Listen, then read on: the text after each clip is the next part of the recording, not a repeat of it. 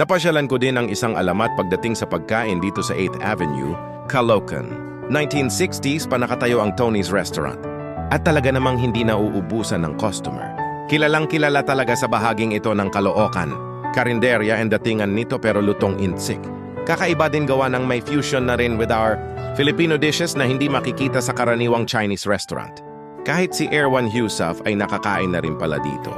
Ang daming kumakain nang nakarating ako dito. Ang in-order ko ay guisadong litid at spinach. Malambot naman ang litid at masarap nga ang mga lasa. Tama lang din ang presyo. Tiyak na babalikan ko pa ito at marami pa akong gustong matikman na luto nila gaya ng Gokong Supno. 5 na sinasabing bestseller nila, Sitsaro Guisado, Kiampong, Kinilaw na Talaba, Adobong Balunan at marami pang iba. Hindi naman kalayuan ito sa aking pinagtatrabahuan. Subukan nyo din kapag nagawi kayo dito.